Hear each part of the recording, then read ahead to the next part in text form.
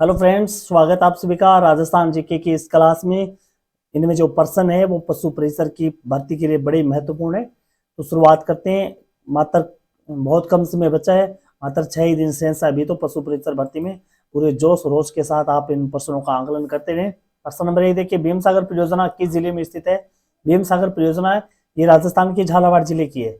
राजस्थान के झालावाड़ जिले की है। अगला प्रश्न क्या कह रहा है? निम्नलिखित में से किस जनगणना वर्ष में वर्तमान राजस्थान में न्यूनतम जनसंख्या वृद्धि दर दर्ज की गई थी? तो यह दर्ज की गई थी वर्ष 2011 में। बात कर रहे हैं वर्तमान राजस्थान की, तो वर्तमान राजस्थान में वर्ष 2011 की जनगणना में बहुत ही कम वृद्धि दर हुई है। सबसे कम है वो, न्यूनतम है जनसंख्या वृद्धि दर हुई है 1961 के बाद, और 2011 में सबसे कम जनसंख्या वृद्धि दर हुई है। आगे क्या है?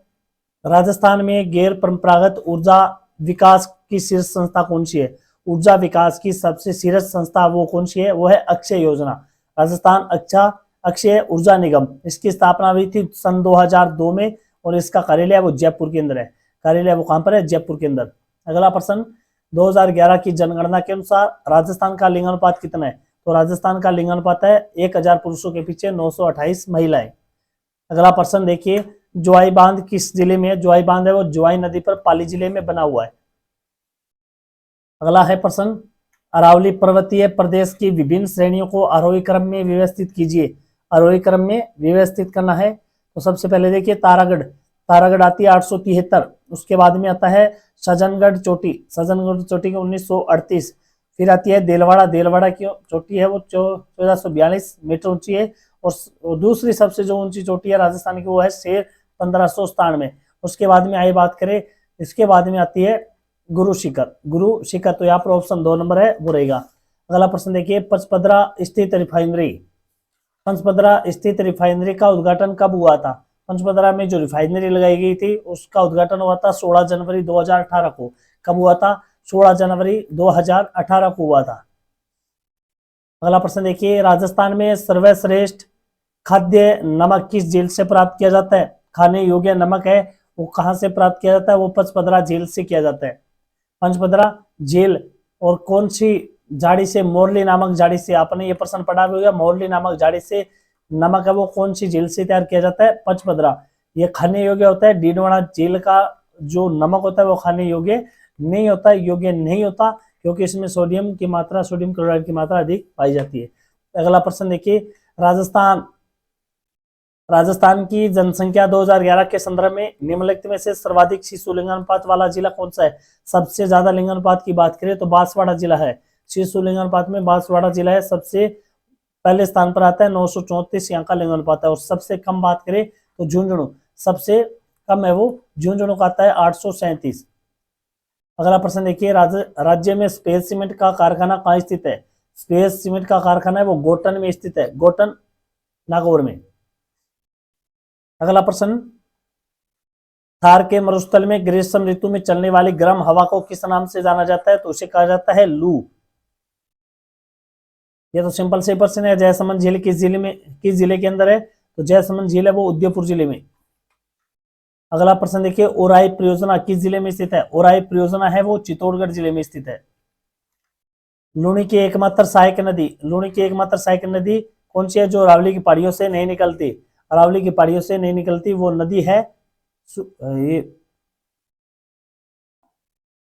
जोजड़ी नदी है, जो अरावली की पहाड़ियों से नहीं निकलती। जनगणना वर्ष 2011 के अनुसार राजस्थान का जनघनत्व कितना है? तो 200 व्यक्ति प्रति वर्ग किलोमीटर में रहते हैं। सबसे कम घनत्व है वो जैसलमेर में, सबसे ज्यादा है वो जयपुर जिले के अंदर। राज्य में 7 रंग वाला मार्बल कहां पर पाया जाता है? 7 रंग वाला मार्बल है वो खादरा गांव में मिलता है, पाली के। गरदड़ा, अगला प्रश्न देखिए, गरदड़ा सिंचाई परियोजना, गरदड़ा गुदड़ा। गुदड़ा वो नाक का होता है, और गरदड़ा ये सब रहता है ये बूंदी में।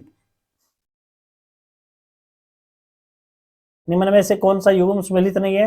नदी और सहायक नदी दी गई है। चंबल की सहायक नदी पार्वती है। माही की नदी सहायक नदी जाकम है। लूणी की सहायक नदी सुकरी है। जबकि बनास की सहायक नदी मेज नदी नहीं है। बनास की नदी है वो सहायक नदी है। कोठारी नदी हो गई, बेड़च नदी हो गई, ये नदी है वो बनास की सहायक नदी है। अगला प्रश्न, मावट वर्षा जिनसे संबंधित है वह है, मावट वर्षा है वो गेहूं के लिए सबसे ज्यादा लाभदायक होती है। और ये किससे संबंधित है? ये पश्चिमी विक्षोभ से संबंधित है, पश्चिमी विक्षोभ से।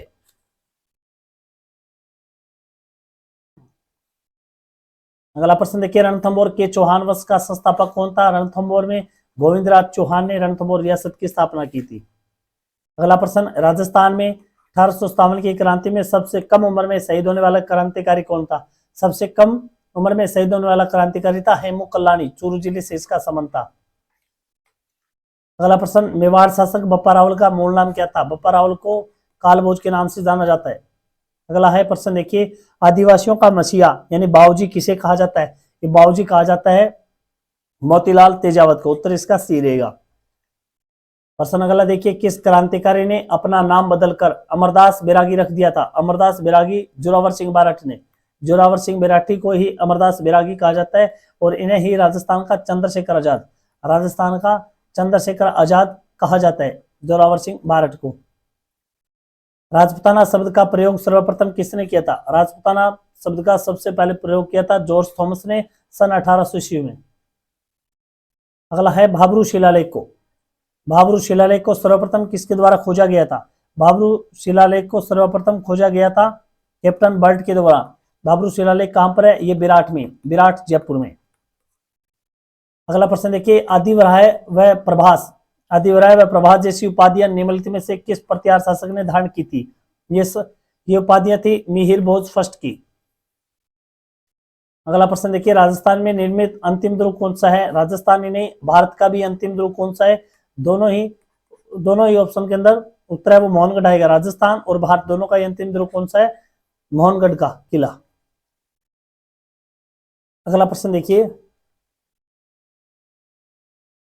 निम्नलिखित कथनों पर विचार करते हुए सही कथन का चयन कीजिए। मारवाड़ी शब्द का प्रयोग भाषा के संदर्भ में सर्वप्रथम उल्लेख आईने अकबर में मिलता है, बिल्कुल सही है।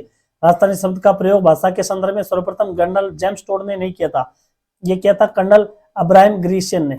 अब्राहम ग्रीशियन ने इसका प्रयोग किया था। केवल ए इसके अंदर सही रहेगा। बम नृत्य, बम नृत्य किस क्षेत्र का प्रसिद्ध है? बम नृत्य ये अलवर भरतपुर का, अलवर भरतपुर का। ऑप्शन में अगर भरतपुर अलग मिलता है तो भरतपुर रहेगा। और ढोल नृत्य किस क्षेत्र का प्रसिद्ध है? बम और ढोल, ये सस्पेंस वाले प्रश्न है। ढोल है वो जालोर का, ढोल जगीरोदा जालोर में। कजली तीज प्रसिद्ध है, कजली तीज है ये बूंदी की प्रसिद्ध है। कब मनाई जाती है? भाद्रपद, भाद्रपद कृष्ण तृतीया को, भाद्रपद कृष्ण तृतीया को यह तीज मनाई जाती है। याद रखिए, एक त्योहार का प्रश्न अवश्य पूछा जाएगा प्रश्न परीक्षा में। निम्नलिखित में से किस हवेली में विश्व की सबसे बड़ी पगड़ी रखी हुई है? सबसे बड़ी पगड़ी रखी हुई है बागोर की हवेली में। बागोर की हवेली उदयपुर में है, पिछोला झील के किनारे, पिछोला झील के किनारे। अगला प्रश्न, निम्नलिखित में से किस संप्रदाय में 42 नियम है? 42 नियम है वो किस संप्रदाय के?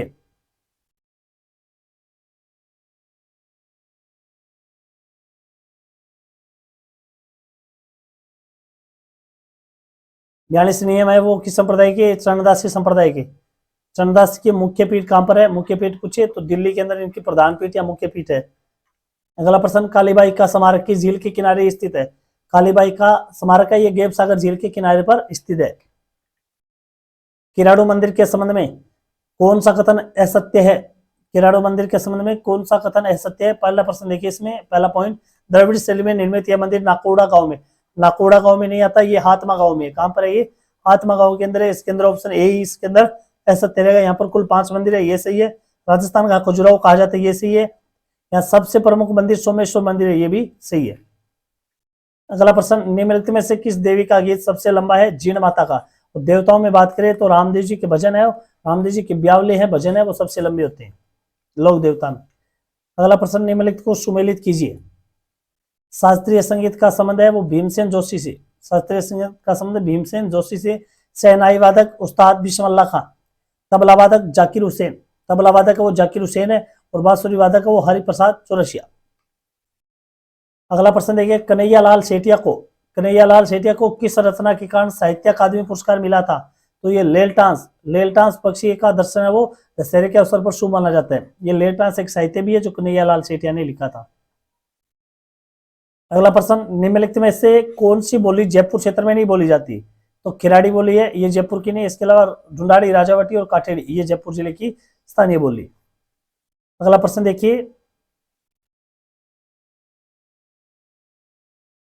भवाई लोक नाट्य के संदर्भ में कौन सा कथन असत्य है? ये मूलतः गुजरात का बिल्कुल से, गुजरात का मूल नृत्य भवाई नृत्य, ये भवाई जाति के लोगों द्वारा किए जाते हैं, ये भी सही है। एक व्यवसायी लोक नाट्य, ये भी सही है। भवाई नाट्य के प्रवर्तक उदयपुर के सांगीलाल सागड़िया, नहीं है जी सांगीलाल सागड़िया, क्योंकि ये गुजरात का मूल नृत्य है। यहाँ पर इसका ऑप्शन असत्य रहेगा, डी। अगला प्रश्न, बछावतो, रामपुरिया, गुलेचा। बछावतो, रामपुरिया, गुलेचा और सेठिया की हवेलियों के लिए प्रसिद्ध जिला कौन सा है? ये सभी हवेलियां हैं, ये बीकानेर जिले की है। याद रखना इंपोर्टेंट प्रश्न है ये। बछावतो की हवेली, रामपुरिया की हवेली, गुलेचा और सेठिया की हवेली बीकानेर के अंदर।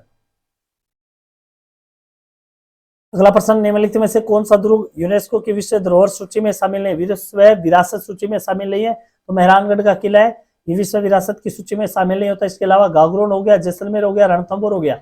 इसके अलावा चित्तौड़ दुर्ग हो गया, चित्तौड़ के अलावा कुंभलगढ़, कुंभलगढ़ के अलावा हो गया आमेर का किला। ये सभी है यूनेस्को की विश्व धरोहर सूची में शामिल है। आपको सीरीज ये कैसी लगी? अच्छी लगी है तो भैया लाइक और शेयर जरूर कर दिया करो। जय हिंद, जय भारत।